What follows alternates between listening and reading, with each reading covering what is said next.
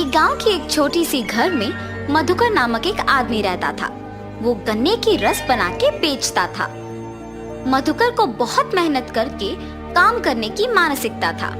एक दिन मधुकर गन्ने की रस बना के बेच रहा था। तब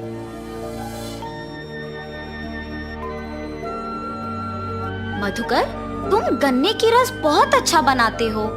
हाँ मधुकर, तुम्हारे हाथों में जादू है।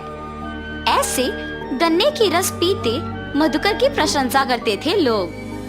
मुझे आलसी ना होके मेरे गन्ने की रस के बारे में सबको पता चलने के लिए अच्छा और स्वादिष्ट रहने वाली गन्ने की रस बनाना होगा। ऐसे हर रोज वो और स्वादिष्ट गन्ने की रस बनाने का प्रयत्न करता था। वो दिन प्रतिदिन स्वादिष्ट और ताजा गन्ने की रस बनाने के कारण उस गांव में बहुत प्रसिद्ध था। एक दिन मधुकर देर रात तक दुकान में ही रह के और नए तरीके से गन्ने की रस बनाने का प्रयत्न कर रहा था। मुझे कल आज से बेहतर गन्ने का रस बना के बेचना होगा। ऐसे सोचकर दुकान में ही रह के गन्ने का रस बना रहा था। इतने में उस गांव में घूम रही एक देवता उस तरफ से गुजरते हुए प्यासी होने के कारण गन्ने की रस का दुकान को खुला देख सोचती है, लगता है वहाँ कोई गन्ने की रस का दुकान खुला है। कम से कम उससे मेरा प्यास बुझेगा। लेकिन मैं ऐसे नहीं जा सकती हूँ। ऐसे सोच के देवता एक आदमी की नकल में दुकान को जाती है। भाई साहब, मुझे बहुत प्यास लगी है, एक ग्लास गन्ने का रस मिलेगा? जी भाई साहब, अभी मैं इनको अदरक और नींबू को मिला के बनाए हुए गन्ने की रस देता हूँ। अगर अच्छा है तो वो मुझे बोलेंगे और मैं कल से ही सबको बेच सकता हूँ। ऐसे सोचकर वो अदरक और नींबू मिला के गन्ने का रस बना के उस आदमी को देता है। वो आदमी रस स्वादिष्ट रहने पर एक और ग्लास मांगता है। अरे वाह, तुम गन्ने का रस बहुत अच्छा बनाते हो। अगर तुम हर रोज इसी वक्त पे अपना दुकान खुला रखते हो तो मैं आकर गन्ने का रस पी के चला जाऊंगा। मेरे पास पैसे नहीं हैं। ऐसे कहकर मधुकर को स्वादिष्ट गन्ने का रस बनाने के लिए एक बैग देकर चला जाता है। मधुकर उस बैग को जब खोल के देखता है तो उसमें सोने को देख खुश होता है। मुझे हर रोज इस समय तक दुकान को खुला रखना होगा, तभी मैं और पैसे कमा पाऊंगा। ऐसे हर दिन वो उस आदमी के आके रस पीने तक दुकान खुला रखता था। वो देवता एक आदमी के नकल में हर रोज आके रस पी के उसे एक सोने का बैग देके चली जाती थी। मधुकर हर सुबह ज्यादा मेहनत करके गन्ने का रस बना के उसे बेच के मिलने के पैसे से ज्यादा उसे शाम में उस आदमी के एक गिलास पीने से कमा रहा था। और इस वजह से वो दिन पूरा मेहनत करने के बजाय सिर्फ शाम में ही दुकान खोलने का फैसला लेता है। मुझे हर रोज सुबह गन्ने का रस बना के बेचने की जरूरत नहीं है। अब से सिर्फ उस आदमी के आने के समय पर दुकान खोल के स्वादिष्ट गन्ने का रस बना के उन्हें देना है बस।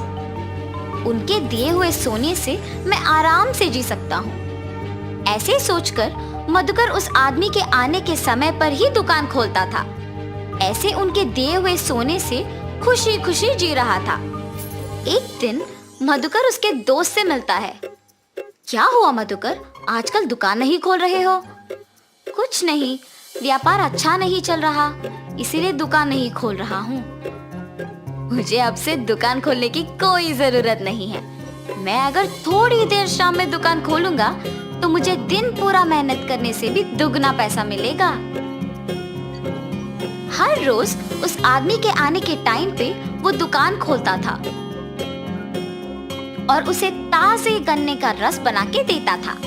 ऐसे कुछ दिनों में सुबह दुकान ना खोलने के कारण उसकी आदतें बदल गई थी। मेहनत से काम करने वाला मधुकर अब कोई मेहनत के बिना आराम से रहने लगा। एक दिन मधुकर उसके पास के सारे पैसे गिनते हुए उस आदमी के आने के समय पे दुकान नहीं खोलता है। वो आदमी आके देखता है कि दुकान खुला नहीं है और वहाँ से चले जाता है। गिनती में व्यस्त मधुकर को अचानक याद आता है कि वो दुकान खोलना भूल गया, लेकिन समय तब तक बहुत हो चुका था और वो दुखी होता है कि अब तक वो आदमी चला गया होगा। अरे रे, आज के आने वाले पैसों को खो दिया मैंने। कल मैं उस आदमी के आने के समय से पहले ही दुकान खोल दूंगा। ऐसे सोचकर पैसे कमाने की सोच में मग्न होकर और दुख के कारण वो पूरी रात नहीं सो पाता है। सुबह होने के बाद भी वो सोए बिना सोचते ही रहता है, आज मैं उस आदमी को ताजा गन्ने का रस पिला के ही चैन से सो पाऊंगा। ऐसे सोच के वो सोए बिना बैठे रहता है, मगर शाम को वो अपनी नींद रोक नहीं पाता है। उस आदमी के आने से पहले बहुत समय है ना, इस बीच मैं थोड़ी देर के लिए सो के उठ जाऊंगा। और सो जाता है। ऐसे उस आदमी के आने के समय पे भी सोते ही रहता है। आदमी जब गन्ने का रस पीने दुकान आता है तो दुकान फिर से बंद रहता है। ये दुकानदार न जाने क्यों आजकल अपना दुकान नहीं खोल रहा। कल भी दुकान बंद ही था, कल से यहाँ ना आना ही बेहतर होगा। ऐसे सोच के वो आदमी वहाँ से चला जाता है और जब तक मधुकर उठता है तब तक तो बहुत देर हो चुकी होती है। हाय भगवान, आज भी मैं दुकान खोल नहीं पाया। वो आदमी आकर देख के चला भी गया होगा। अगले दिन वो ध्यान से दुकान उस आदमी के आने के समय पे खोलता है, लेकिन बहुत देर इंतजार करने पर भी वो आदमी लौट के नहीं आया। ऐसे मधुकर कुछ दिन और इंतजार करता है, मगर वो आदमी लौट के नहीं आता है। उस आदमी का लौट के ना आने का वजह मैं ही हूँ।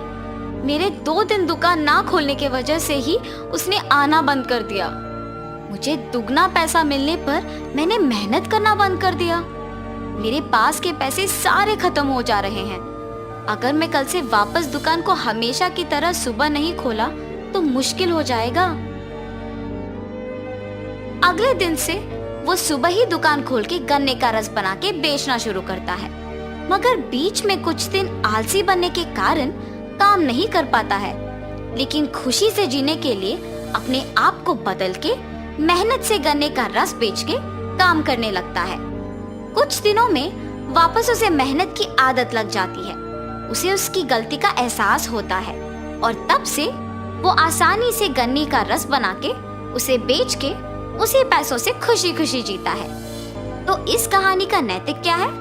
मेहनत से जीने की जरूरत एक आदत बनना चाहिए, तभी हम अच्छे स्थान में रहेंगे और साहस से हर मुश्किल का सामना कर सकते हैं।